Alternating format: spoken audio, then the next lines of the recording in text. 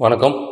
நான் உங்கள் விக்னேஷ். கோவை தெற்கு மாவட்டம் கிணத்துக்கடவு சட்டமன்ற தொகுதி பேரூர் செட்டிப்பாளையம் ஊராட்சி அதுக்குட்பட்ட பச்சாப்பாளையத்தில் 9வது வார்டு திருவள்ளுவர் காலனி. நம்ம இருக்கிறது கோயம்புத்தூர். ரொம்ப பெரிய ஊர், சொல்லும் போதே ரொம்ப பெருமையாக இருக்கும். தமிழ்நாட்டில் சென்னைக்கு அடுத்தது கோயம்புத்தூரும்பாங்க, ஸ்மார்ட் சிட்டிம்பாங்க, நிறைய ஐடி கம்பெனி வந்துருச்சும்பாங்க.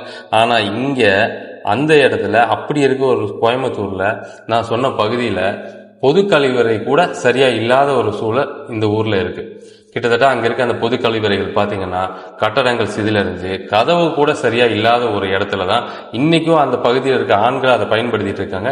பெண்கள் கூட இரவு நேரத்துலதான் அந்த இயற்கை உபாதைகளை கழிக்கிறதுக்கு அந்த இடத்துக்கு போறாங்க. அதுவும் தனியா சின்னதா ஒரு கட்டடம். எவ்வளவு மோசமான இருக்கு பாருங்களேன்.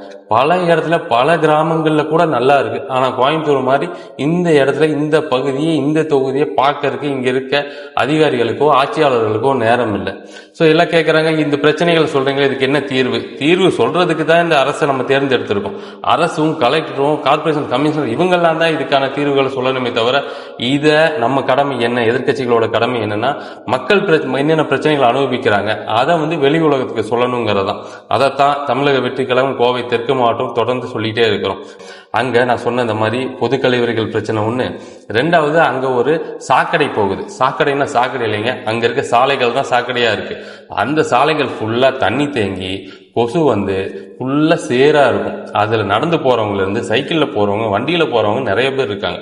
ஒரு நாளைக்கு 2-3 பேராவது அதுல விழுந்து எந்திரிச்சு தான் போறாங்க. அதே மாதிரி அந்த பகுதியில பாத்தீங்க அப்படின்னா சாக்கடை வசதியும் அங்க சுத்தமா கிடையாது. ட்ரைனேஜ் இருக்கு. அந்த ட்ரைனேஜ் எல்லாம் நிறைஞ்சு அதெல்லாம் சாலைகள்ல போய் புழு அதை சுத்தி இருக்கிற குடியிருப்பு வாசிகள் எல்லாம் ரொம்ப அவதிப்படுறாங்க. ஒரு மிடில் கிளாஸ் காமன் பீப்புள் நினைச்சு பாருங்களேன்.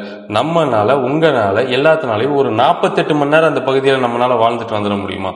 ஆனா அங்க பிறக்கிற குழந்தைய வயசாகி இருக்கிற வரைக்குமே அதே பகுதியில் அதே சூழல்ல வாழ்ந்துட்டு போறாங்க.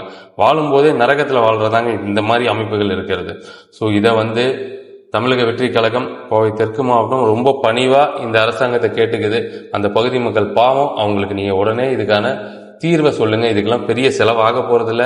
நம்ம தளபதி சொன்ன மாதிரிதான் பெரிய பெரிய திட்டங்களுக்கு நிறைய செலவு பண்றீங்க. இவங்களுக்கெல்லாம் சில லட்சங்கள்ல செலவு பண்ணாலே இவங்க பிரச்சனைகள் தீர்த்து வைக்க முடியும். சோ நீங்க மனசு வச்சு அந்த மக்களுக்கு பண்ணணும். முடியலைன்னா தமிழக வெற்றி கழகம் நிச்சயமா அந்த மக்களுக்கு இந்த கேட்டதெல்லாம் செய்வோம்னு தெரிவிச்சுக்கிறோம். நன்றி, வணக்கம்.